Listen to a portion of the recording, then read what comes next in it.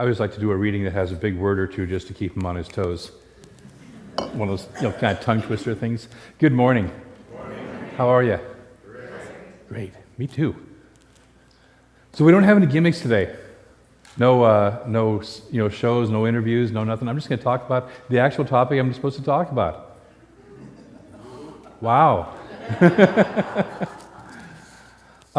Before I do so, I could have missed it, but I'm not sure. Did you mention the Quick Start class?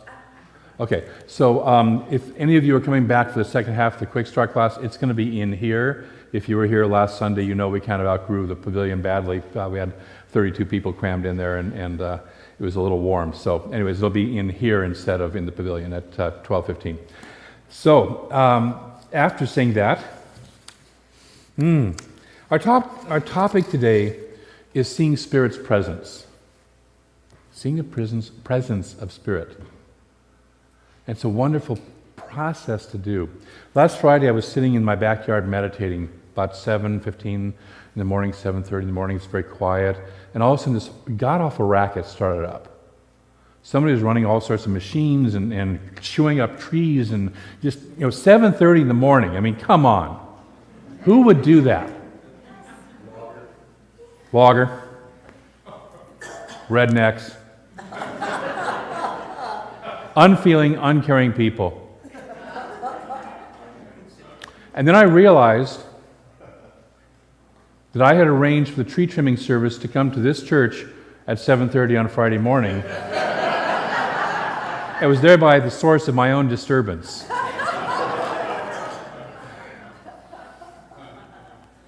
And as it was going on, I was reminded of the phrase by Yogananda, who says, it's easy to meditate in the quiet of an ashram. The challenge is, can you meditate in a boiler room? It's easy to see the presence of Spirit when we're in nature or among friends or here, in a wonderful sacred place. Can we see it in Darfur? Can we see it in Ferguson, Missouri? Can we see it in all the stuff that's going on in the world? That's the challenge. And so that's what I want to talk about today, is how do we start to see Spirit everywhere? Because guess what? It is. There comes a point in our lives where we have to say either God is all there is or it's not. And if we say it's not, then what we're saying is there's some other little force out there that can overwhelm God. And that's, for me, not the God that I believe in. I like the one that's everywhere present, always on. And that's what I believe is really happening. So let's talk about how do we start to do that. So we experience Spirit. We begin by learning that we do experience Spirit. If you're new to this teaching, that may be a new thing for you. For some of us, we're not aware that there even is a Spirit to be experienced.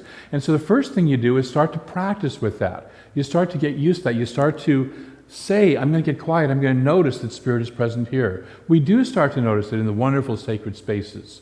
We spend some time in meditation. We spend our time in nature. We spend our time in the places that feed our heart and our soul and begin to become aware of what does it sound like? What does it feel like when I'm experiencing Spirit? What does that feel like? Because if you've never had the feeling, it's like if you've never tasted chocolate. I always have to work chocolate into my talks. If you've never tasted chocolate, you have no idea what it is, what it is. And somebody hands you something you're tasting and go, that's interesting, what is that? And they say, oh, that's chocolate. It's like, my God, I've never tasted that before. It's either wonderful or I hate it or whatever it is, but I've never tasted that. It's important to become aware to learn what Spirit looks and feels like, to become grounded in that. Anytime that we're learning something new, we have to train our consciousness. We have to train our bodies. We have to train our minds. We go get educated before we go out into a career. You don't want to be your brain surgeon's first patient that has had no training, right? Yeah. You want somebody who's gone out and practiced and spent some time working on practice, crash test dummies, as I like to call them, before they get to your brain, or the dentist with your teeth, or something like that. So we have to take the time to practice and experience it. That's why we come here to a center like this. That's why we do our meditations. That's why we take our classes. That's why we do the work that we do to start to experience what does that feel like? What is it actually like? So that we know what it's like. We know when we're experiencing Spirit. We know when we're seeing the presence and experiencing the presence of Spirit. The talk is seeing it, but it's really experiencing. It's a whole being experience of Spirit. And we start to learn, what does that feel like? We also start to be able to distinguish what's the difference between Spirit and that experience and my old patterns. Anybody besides me ever get caught up in old patterns? I'm looking out there and I'm bringing my stuff to it. You know, like judging rednecks for, making a clatter during my meditation period. Okay, we bring our stuff to it.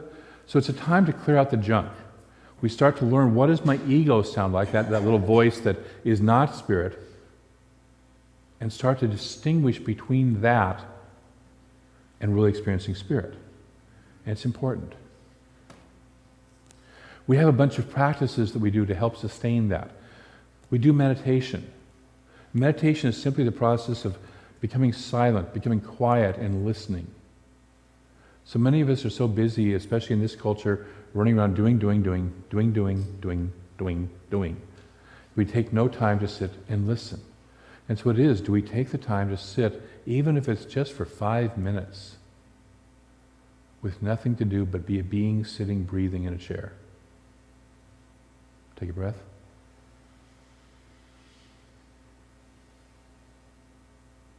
So we can start to let the chatter, the running of the system start to quiet down. And it's only when we start to get quieter that we start to experience Spirit. Because over the noise, it's kind of hard to do. Another aspect of meditation that we sometimes do is a process called visioning. And visioning is, again, listening to Spirit, but oftentimes it's putting out a question or two of something in my life that I would like an answer to. What is Spirit's idea about this? We do this with different aspects of the church. The board just recently did a visioning for what is the new coming of age program that we're going to be doing for our youth. What is Spirit's highest idea for that? We start to just listen to ideas that come through. Another aspect of spiritual practice is prayer. We teach in here a process of affirmative prayer. I talked about it 2 weeks ago. We start to realize that we can direct this infinite presence in our lives. We're not helpless victims out here, that we can start to actually move Spirit to to express its true nature everywhere in our lives. We're not trying to set things up for our ego. We're trying to express the nature of God. We're trying to express the love, the harmony, the health and life and vitality energy, the wholeness, the abundance. We're trying to just be open to allow that to come through us. And so prayer is the process that starts to move our consciousness into it. Another spiritual practice is study. One of my favorite old lines that I love to use in that is Grace Slick's old line, "Feed your head," which comes out of Lewis Carroll's Alice in Wonderland. And she was probably talking about a little different thing to feed your head with, but feed your mind. Feed your mind with healthy food. A lot of us are very conscious of what we put in our mouths, but it's even more important, what do we put into our minds? Am I reading negative stuff constantly? Or am I starting to take some time to feed myself with something that reminds me of the truth of who I am? I really am the magnificence of God, fully empowered to create a life that I enjoy, that I love, and then to share that out with the world. So we take time to study. We take time to be of service. We take time to get out and be with other people. We have a wonderful, in this community, SEVA program, sacred volunteering program, sacred service, where it's not just even volunteering, it's volunteering in a consciousness of bringing Spirit into that volunteering. That's what the SEVA is about. So we get conscious. So we can volunteer and be totally unconscious, right? I've done that, probably some of you have done that. Or we can really start to be conscious of, how am I bringing Spirit into this work that I'm doing here? And allowing that to open up. So we start to be of service. It's been said that one of the best ways, if you're feeling miserable on a particular day, one of the best things you can do is go out and try and help somebody else. It'll shift your consciousness. And so we do service. We do giving. We remember that there's a law called giving and receiving, giving and receiving. It's what I call the in-breath and the out-breath of the universe. You can't separate them. And so we learn to give Because when we give, it invokes the law and starts the law of receiving. It starts the breathing process. And so if we're feeling in lack, we start to move out whatever it is that we want to feel more abundance of. If we're feeling a lack of love, how can I be more loving? Where can I go shed my love? If I'm lacking in money, where can I start giving money that will spiritually feed other people and support people who spiritually feed the world, and have that happen? If I'm lacking in health, how can I go out and give more health into this world? How can I give? And so those 6 spiritual practices are what we do to strengthen ourselves. They're our training process. They're our practice. They're our gym work, if you will, right? And so before we go out and do it for real, we go into the gym, we work with that stuff. As we build this strength, as we start to experience Spirit and our ability to know when we're experiencing it, we start to move into another dimension. Many of you saw the movie What the Bleep Do We Know? And in it there was a little thing, and I have no idea if it's true or not, but it was a wonderful illustration talking about when Christopher Columbus first sailed into the islands in the Caribbean, that the people there could not see the ships. They couldn't conceive of the ships because they had never seen a clipper ship before. It was not in their consciousness. There was no receptor anywhere in their minds to see that. But the shaman could see the waves. He knew something was there. He couldn't see it either, but he knew something was there. And so he kept working on his vision and working on his vision until finally he could actually see the ships. And that's what we have to start to do with Spirit. How many of you have seen one of those little illustrations where there's 2 layers of it? Maybe there's a bunch of dots, and all you see is a bunch of dots, and all of a sudden you see, oh my God, there's a dolphin in there. Or you're seeing an illustration, it looks like 2 people kissing, and all of a sudden you realize, oh, it's a chalice also. How many of you have seen those? Great. But it takes sitting with it, it takes working with it, it takes being willing to say that there's something else there, and I'm going to work with it until I see it. And so after we do the gym work, after we start to realize that God is all there is, and really start to trust that, we take it out into the world. We develop our ability to see what couldn't previously be seen. And that's our next responsibility. Our shamanic and mystic nature sees past the surface of things as they are. And we live in a world that wants to scream and say, no, there's just dots in that picture. Don't see the dolphin. There's no dolphin to be seen here. Move along. Okay? We live in a world that screams that at us. You watch the news lately? Read the newspaper? Hello? Just checking. Okay. Yeah, God's not here. Nope, no Spirit here. It's really bad. It's really awful. And it's going to get awfuler. And it's going to get awfuler still. And it's going to get worse yet. Okay? The news thrives on awfulizing because everybody gets all upset and everybody gets scared, and then they've got to stay informed. They've got to satisfy their addiction to information, and we keep on going back for more newspapers and more TV and more all the stuff. And so that's why when we do our first gym work, I invite us to unplug from all that stuff. Turn it off for a while. After you get stronger, then you start to come back and you can look at it, but you look at it in a different consciousness. We'll talk about that in a minute. One of the toughest questions that we get in religious science is, how can you say it's all good when such and such is happening or has happened? Pull out your favorite such and such, and it's that one, okay? How can you say it's all good when? And so, and the other counter question that comes, or the companion question that comes to that is, well, how can God let this happen, whatever this is? And my favorite answer to that is, it's the same as saying the law of gravity let that little kid fall from, say, 10 stories up to their death. The law of gravity can't stop it. My favorite metaphor back when they were both alive was that if you take the Dalai Lama and you take Osama bin Laden and you put them both on the top of the Empire State Building and shove them off, they're going to have both the same experience of the law of gravity, right? It's going to work the same for both of them. It's not going to look at Osama bin Laden and say, you are such a wonderful individual, you are such a brave freedom fighter, fighting for your people, taking on the oppressors of that United States and all those big corporations and fighting for your people. You're such a good person, I'm going to land you down here. And you, Dalai Lama, my God, you've kept your people in slavery and in tyranny for all those centuries, and you're a lousy person. So that is, by the way, how I perceive them, right? Oh, so maybe good is a relative thing too. Because in China, by the way, the Dalai Lama is vilified. And in parts of the Arab world, Osama bin Laden is a hero. Take a breath. Maybe a deep breath. I'm not saying that's right, by the way. I'm just saying we have human perceptions. And our idea of good is a relative thing. I can say chocolate is good.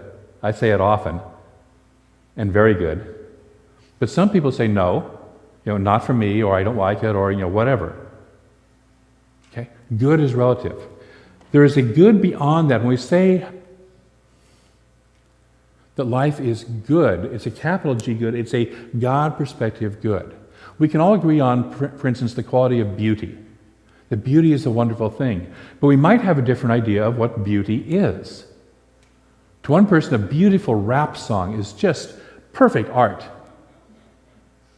I remember when I enjoy classical music, and there's classical music up until about the early part of the 20th century, and then they all decided to get into dissonance and stuff like that, and all sorts of people. Anyways, I won't get into that. But it was not Beethoven's and Mozart and Bach's idea of beauty. It was very different, and yet to them it was beautiful. It was beautiful in the structure. It was beautiful in the processes that they were doing. So we all have a different idea of what beauty is, but we all can agree that beauty is a good thing, right? We can all agree that health is a good thing, but what is health? We can all agree that love is a good thing, but what is good? Or what is love? And how does it express? For some people, having a wide open marriage where everybody gets to play with whoever they want to is a wonderful thing. And for some people, having no sex prior to marriage and having a completely monogamous marriage after you've had a long period of engagement is the proper way to do it. And there's all sorts of ways to do marriage. And of course, we just got finished with same sex versus opposite sex. Actually, we're probably not finished with that. All that's on the table. So the good that we're talking about when we say life is good is God's idea of good. We've all had experiences where we said, oh, that was a really bad experience. I got a diagnosis, I lost my job, I got a divorce, I got, this girlfriend or boyfriend dumped me, whatever it is. And we say, that's a really terrible thing. And then 5 years later, we look back at that and say, thank God that happened. Right? So was it good or was it bad? Yeah, both. So, the good that we talk about when we say life is good is the non-relative good. It is the infinite presence of God good. It's that good which keeps on going. There's a kid, actually I have an Emerson quote about that. When the act of reflection takes place in the mind, when we look at ourselves in the light of thought, we discover that our life is embosomed in beauty. I love Emerson's way with words. The soul will not know either deformity nor pain. If in the hours of clear reason we should speak the severest truth, we should say that we have never made a sacrifice. In these hours, the mind seems so great that nothing can be taken from us that seems much. All loss, all pain is particular. The universe remains to the heart unhurt. No man ever stated his griefs as lightly as he might. Isn't that a great line?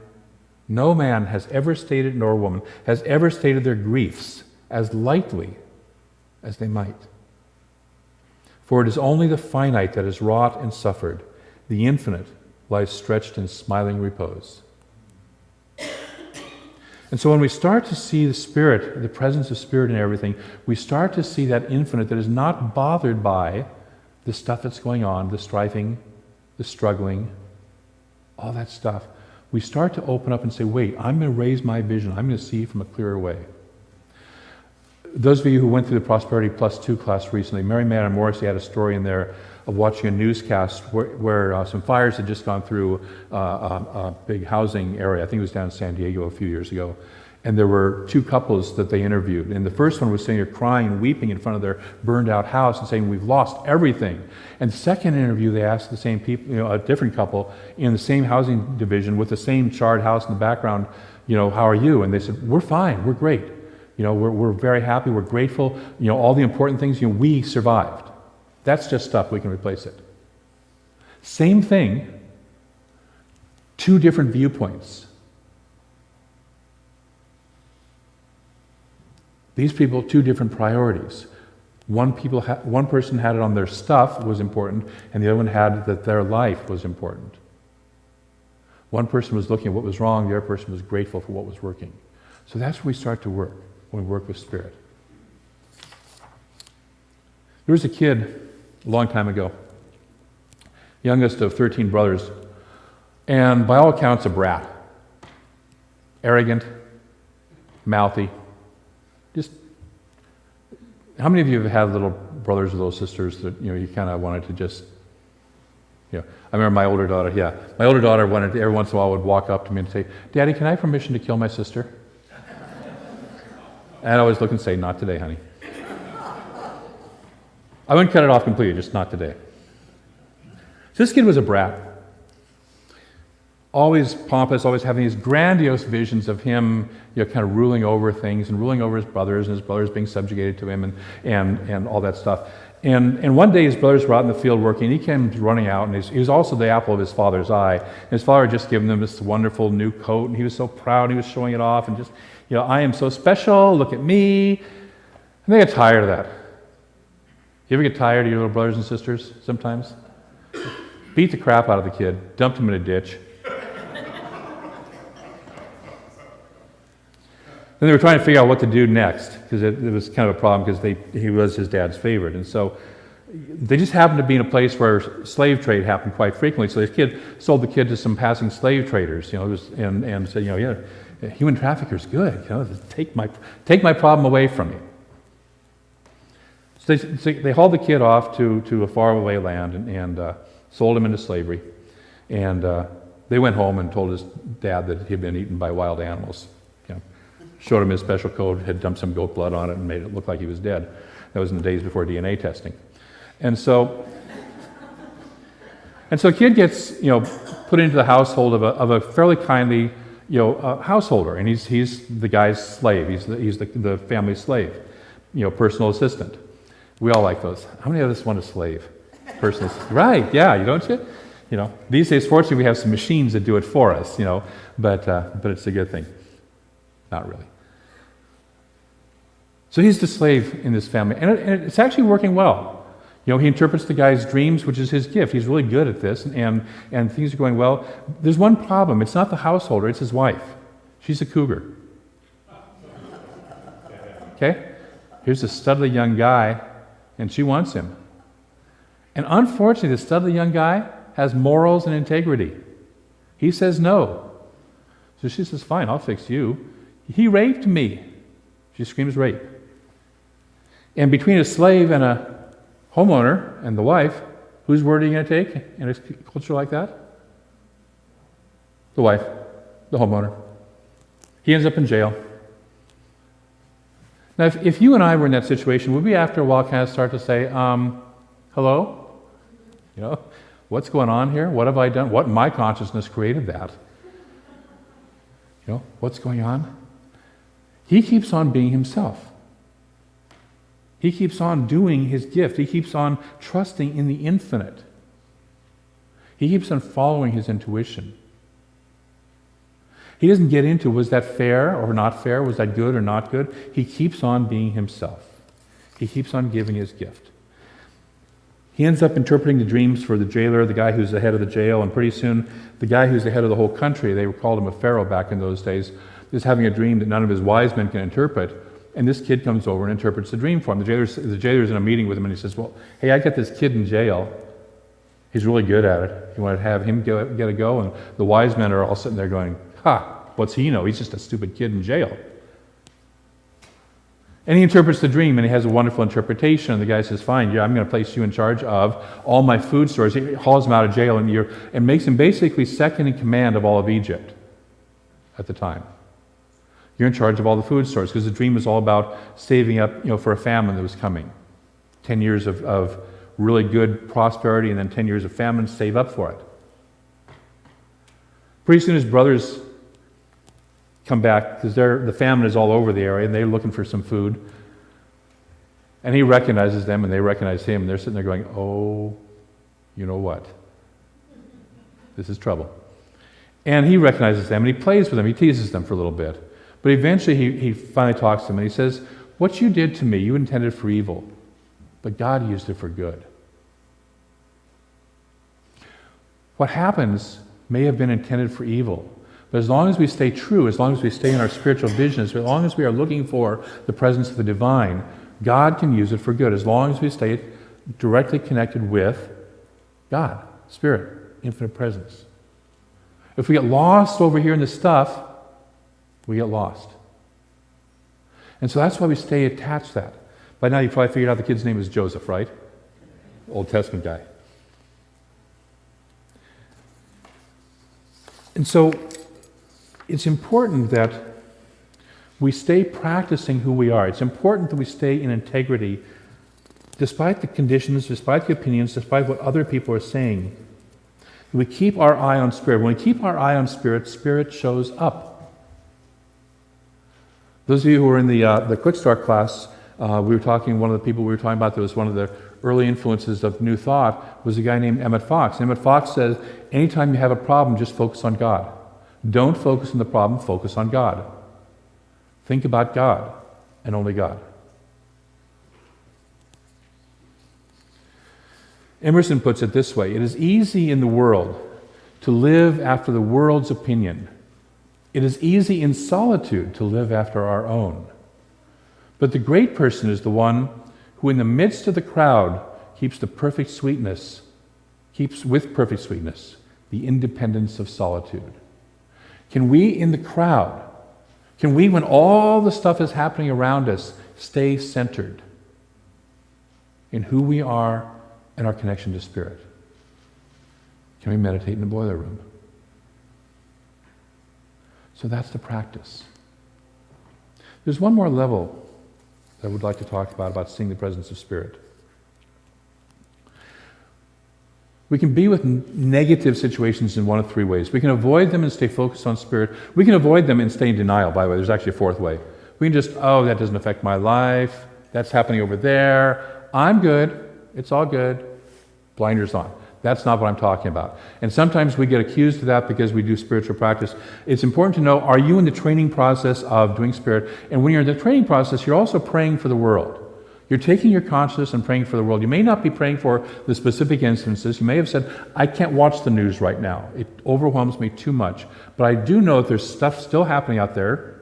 And so I'm going to simply hold the world in prayer. Hold the world in love.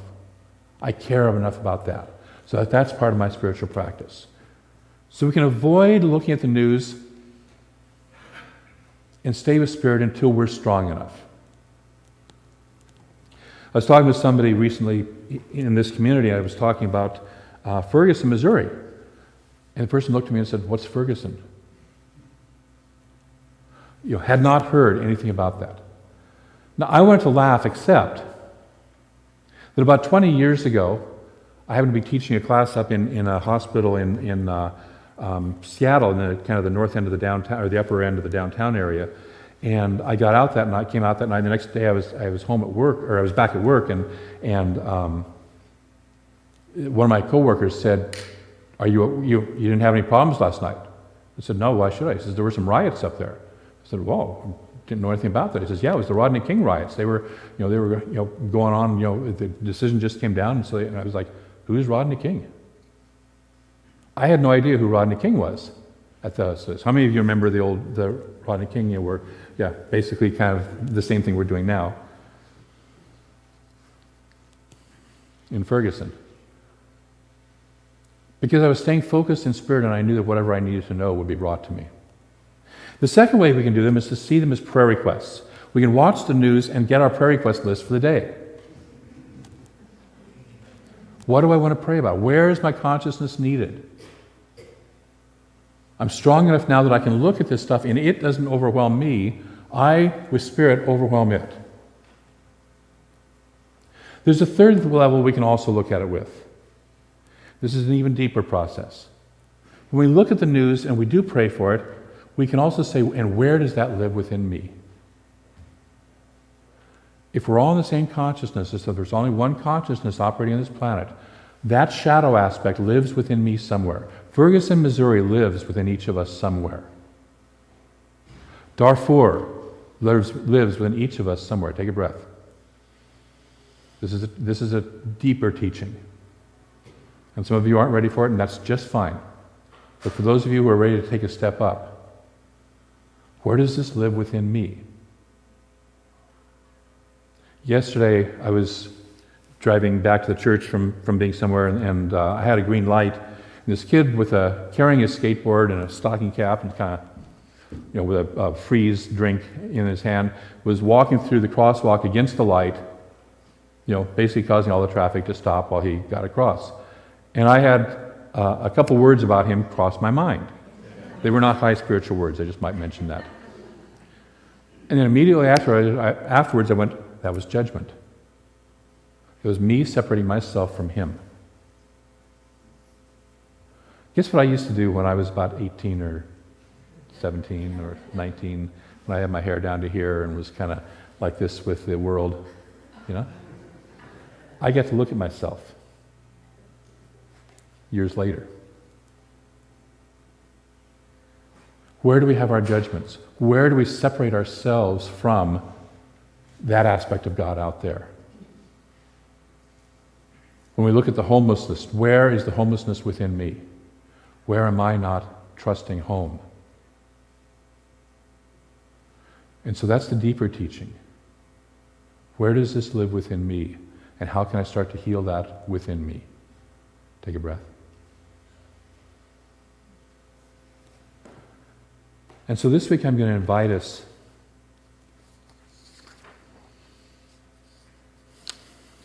to do one of two things, a couple of things. Number one, notice how you handle negative, and that's a word, just negative situations. Negative I define as things that don't look like the highest and best. How do I handle them? Do I just pretend they're not there? Oh, I'm just going to go on with my life and just whatever? Do I stay glued and addicted to the TV? Got to find out more, got to find out more, got to find out more? Do I start to develop my spiritual strength and say, you know what, I recognize where I'm at right now, I'm not strong enough. We have a good friend, one of our congregants had back surgery a couple of days ago. Okay, he's not ready to go out and do 400-pound squats today, okay? So he has a process to rebuild. I'm not ready to do 400-pound squats today, and I haven't had back surgery. Here's a process to build back up. So we have a process to build. Am I in the process of working my spiritual gymnasium, getting grounded, deeply grounded, and knowing that God is all there is, and the Spirit is greater than all this stuff? Am I ready to step out of that? Am I ready to step out of that and take a look at the world and say, you know what? I'm bigger than that, and I know that my consciousness can affect that, so I'm going to apply my consciousness into that situation and know the highest and best and see Spirit no matter what it looks like. And finally, am I willing to actually go even deeper and not only do all that other stuff, but am I willing to look and see inside of me, where does this live and how can I heal it within me? That's what I invite you to do this week. And I invite you to pay attention and notice, if you've been in one of those practices for a while, is it time to step up into the next one? Are you ready to step into the next level? And for some of you, it's yes, and for some of you, it's no. There's no right or wrong answer, but just pay attention. Just notice. So I want to close with a quote from Ernest Holmes, our founder. We will not refuse to help the helpless or lift the fallen, but we will refuse to wallow in the mud because of our sympathies. We should learn to control our thought processes and bring them into line with reality. That's a capital R, reality.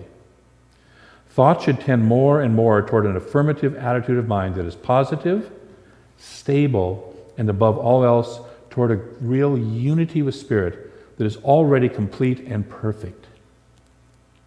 Spirit is already complete and perfect. We should be able to look a discordant fact in the face and deny its reality, since we know its seeming reality is borrowed from illusion, from chaos and old night. We should be able to look at a wrong condition with the knowledge that we can change it. So I invite you this week to look at the world with the knowledge that you can change it. To look at the world with the knowledge that Spirit is there no matter how hard it is to see. It's there. And I'm going to look at it until I see it, until I allow that to manifest into that situation. Are you willing to play with that this week? Yes. Great. So practicing Spirit's presence. So let's go within and take that into prayer. I know that there is indeed one infinite presence. By whatever name we give it, there's one infinite presence. It is indeed greater than all the stuff. It is within, behind, around, and greater than all the stuff. It lies in smiling repose. Just simply experiencing itself, experiencing itself. And so it is in this consciousness that we remember that because that infinite presence, that infinite good, that infinite oneness is all that there is, we are one of it. There is no one and nowhere that we are separate from it.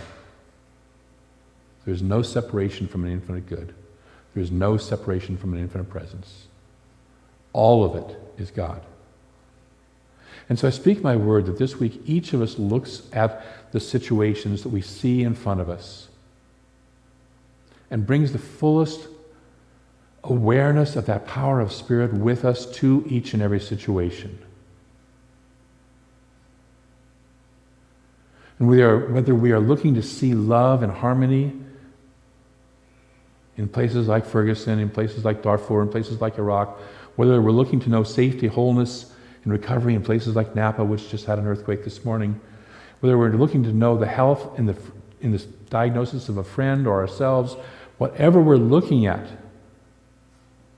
we know that God is greater, and we bring our awareness of that infinite presence of God to us right here, right now.